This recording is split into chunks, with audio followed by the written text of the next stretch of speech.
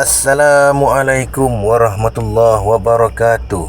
Salam Ramadan Al-Mubarak. Apa khabar para pendengar semua?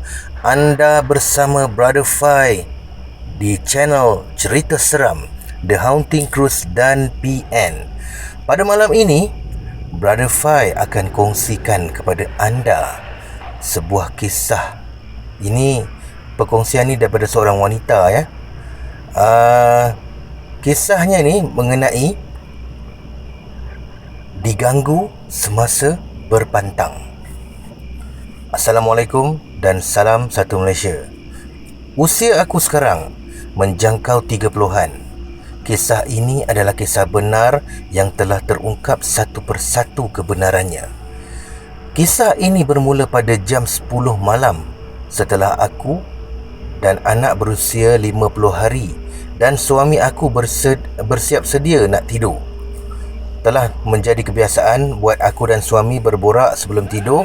Namun pada hari kejadian, hati aku panas dan terasa seram sejuk. Tanpa aku sedar, aku telah berkasar dengan suami aku dan mengalirlah air mata wanita yang telah lama aku simpan. Tu dia. Suami aku terus keluar dari bilik meninggalkan aku dan anak. Tak sampai 5 minit suami aku keluar, aku terdengar bunyi almari baju yang berada di hadapan mata aku terbuka. Sedangkan hanya aku dan anak saja dalam bilik. Dia buka sikit tau. Dalam kegelapan malam, aku cuba mengintai almari yang terbuka sedikit tu. Pelik kerana tiada benda yang mencurigakan. Aku mula mengambil posisi yang selesa di sebelah anakku. Sebelum memejamkan mata, aku mencium dahi anak aku dan tenung mukanya sebelum tidur. Tiba-tiba, bunyi daun pintu almari terbuka lebih luas dan besar. Perasaan seram dan takut mula menghantui diri. Aku cuba membaca ayat kursi, namun bacaan aku tunggang terbalik, menjadikan dada aku berdegup kencang. Duk duk duk duk duk duk duk duk duk duk. Tu dia. Aku merenung tajam ke arah almari sehingga aku tidak sedar bila suami aku masuk semula ke bilik. "Dah, jom tidur," ajak suami aku sambil memegang bahu aku. Ya Allah! Terkejut aku bukan kepalang. Lantas aku baring semula dan menghadap muka anak aku. Sekali lagi aku terkejut, sehinggakan membuatkan jantung aku bagai nak berhenti di saat aku menoleh ke wajah anak aku. Anak aku bukan manusia, tetapi seketul batu nisan.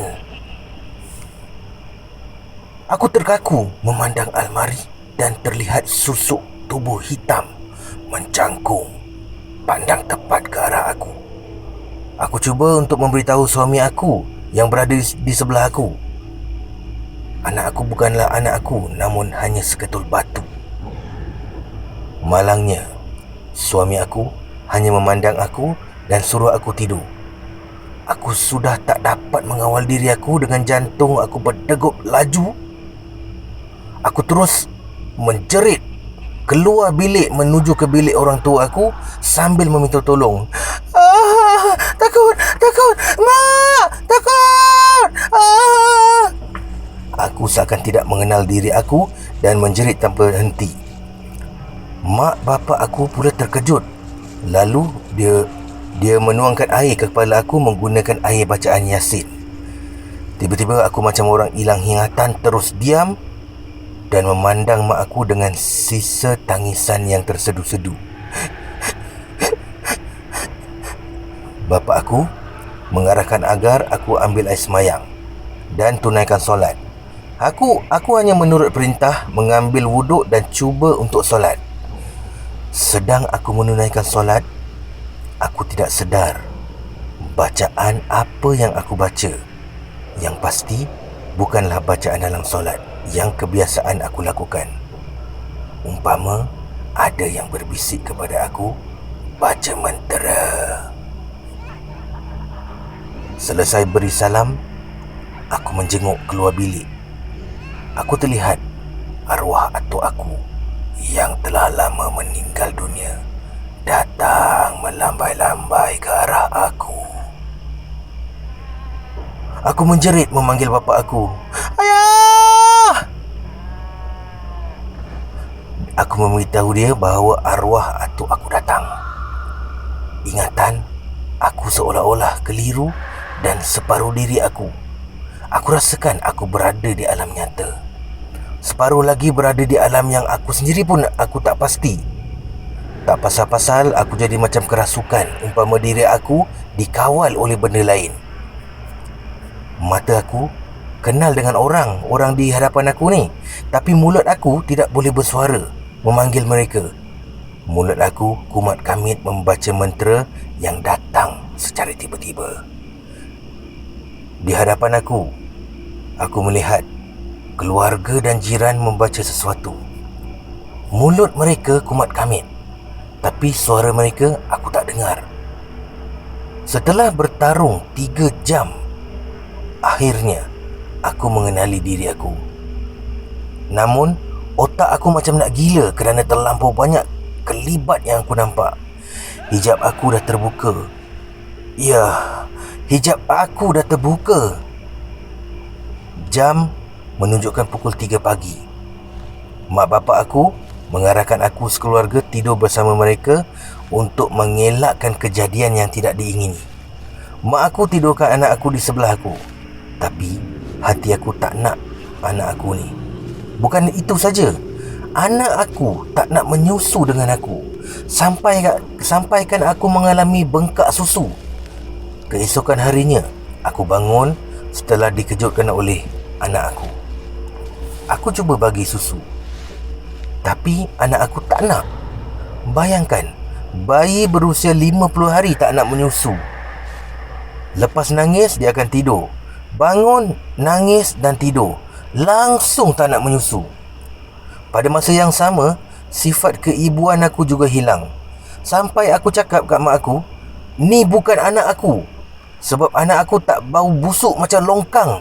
Dan paling penting, anak aku kuat menyusu. Tapi budak ni tak nak susu. Bab yang anak aku bau longkang tu, padahal mak aku dah mandikan, siap sabun lagi, tapi tetap bau longkang. Mak aku sendiri mengaku pelik, kenapa anak aku bau busuk. Menjelang senja, suami aku membawa pengamal perubatan untuk ubatkan aku tanpa memberitahu aku. Namun entah kuasa apa yang aku dapat, tiba-tiba aku menjerit bagi tahu kat mak aku suruh orang tu balik. Aku terus lari balik masuk bilik. Aku menangis. Tapi aku tak tahu apa yang aku tangiskan sampai aku tertidur kerana keletihan. Suami aku kejut aku suruh bangun. Katanya ada orang nak jumpa. Orang tu masuk bilik aku lagi dan memberi salam. Aku jawab salam dia, tapi tunggang terbalik. Otak aku jadi macam malam semalam, seolah-olah ada yang mengatur perbuatan dan percakapan aku.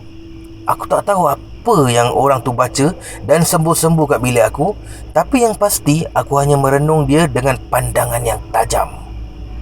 Dan yang paling aku tak lupa, orang tu bagi aku air untuk diminum. Aku ambil gelas air. Bila aku nak minum, muncul ulat dan air bertukar menjadi hitam. Terus aku baling dekat orang tu. Mereka yang ada di rumah, aku kata, air tu hanya air macam air masak biasa. Tapi kenapa aku boleh nampak air lain? Setelah azan maghrib, aku disuruh bersiap untuk berjumpa ustaz.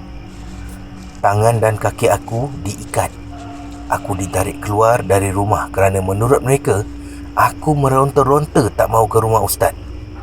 Sebelum bergerak, aku lihat bapa aku renjis air dekat kereta. Untuk apa aku tak pasti. Tapi yang aku pasti, bapa aku dukung lembaga hitam. Dalam perjalanan tu, aku dilihat sebuah kedai. Di bahagian dapur, di atas periuk, ada lembaga sedang menjangkung. Dah macam cerita dongeng kan? Tapi itulah realitinya. Sampai di rumah Ustaz, aku menjadi baik. Aku tak nak keluar kereta. Aku rasa seram sejuk. Aku rasa nak menjerit, tapi aku takut. Mereka paksa aku keluar, rentap tangan aku.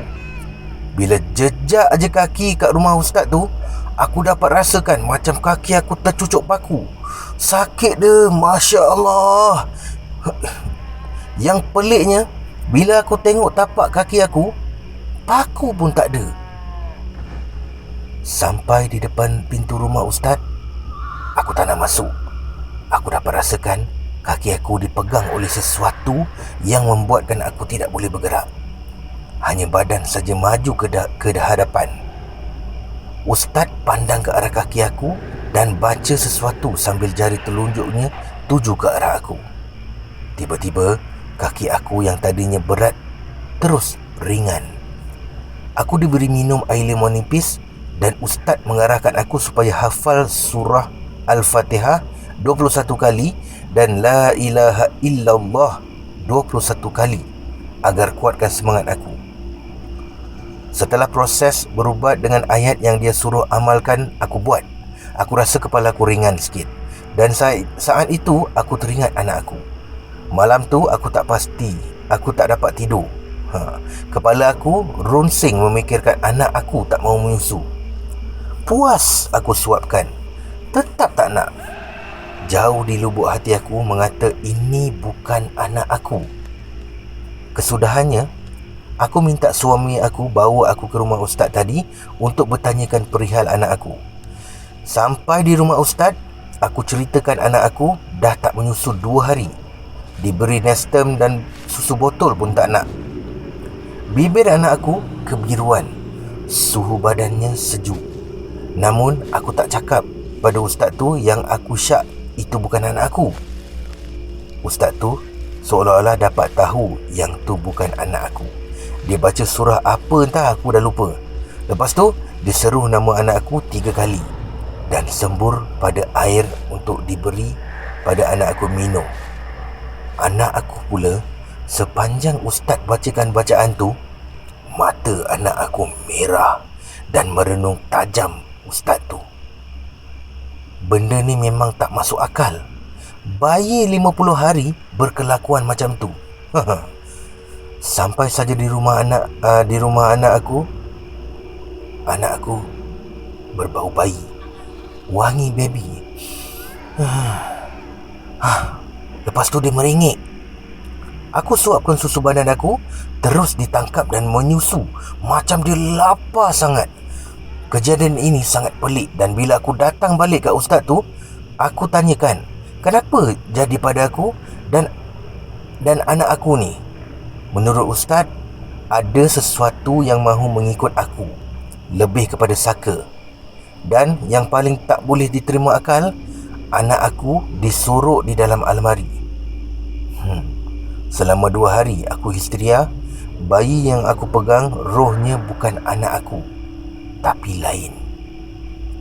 Ini pengalaman aku. Terpulang, nak percaya atau tidak. Namun, aku yakin setiap kejadian Allah dah susun dan atur dengan baik. Biarlah ianya menjadi kenangan paling seram buat aku. Oh ya, sehingga hari ini hijab aku terbuka dan aku dapat baca perihal seseorang melalui raut wajahnya. Tapi biarlah aku simpan semuanya. Sekian.